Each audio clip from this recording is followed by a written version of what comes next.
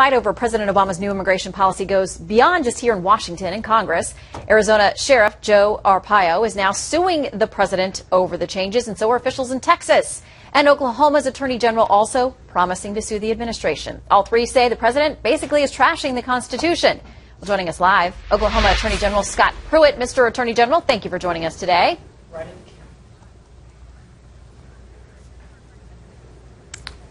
Good day, Shannon. How are you? I'm excellent. I want to find out the status of where you are. These things take time. What is your plan?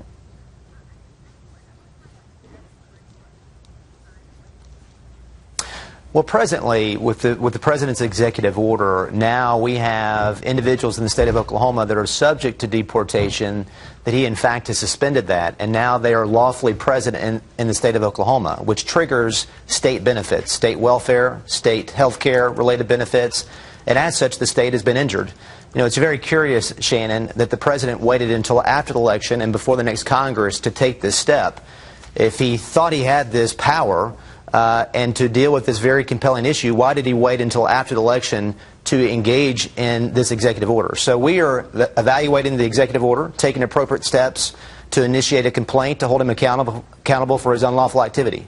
All right, and we apologize to our viewers. There's a little bit of a delay between our connection with the Attorney General out of Oklahoma. But I want to ask you, as a follow-up to that, there has been a lot of reporting that apparently this was months in the making, that the President, the DHS Secretary, and others had been plotting a strategy. There had been a lot of back and forth.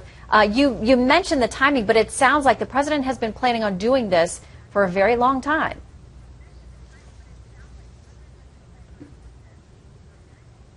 Yes, as you know, Shannon, it was discussed actually in August during the summer recess that the president was threatening this executive order. And as you recall, even back during his campaign for president, he said that he didn't have the executive authority to take the kind of step that he took this week. And so I think it's brazenly political what the president did, and unlawful. You know, the president will say that he has prosecutorial discretion. As Attorney General, we utilize discretion every day in the prosecution of crimes.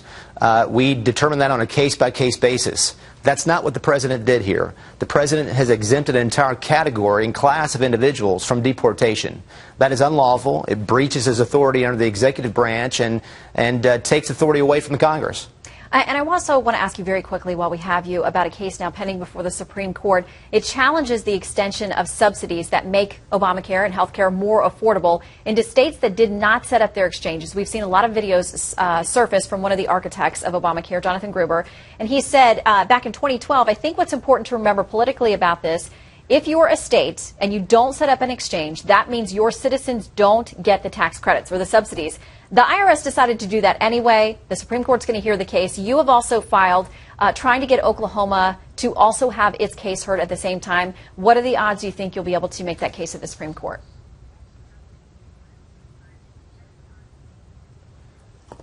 Well, we were the first and only state to challenge this back in August of 2012, Shannon. And you're right, under the statute, if there's no state exchange, there are no subsidies.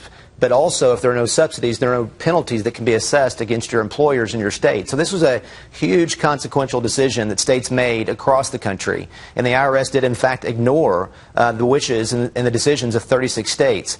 The case has been taken up, as you know, and as you described, it's going to be argued in late February, early March. We believe it's important to have a state there to argue the state decision and the state sovereignty aspect of how important this was to 36 states. And so we're hopeful that the Supreme Court will allow us to join the King case there in argument sometime in late February and early March. Well, and Mr. Gruber's comments could be very important as they make that decision. Attorney General of Oklahoma, Scott Pruitt, thank you very much for your time.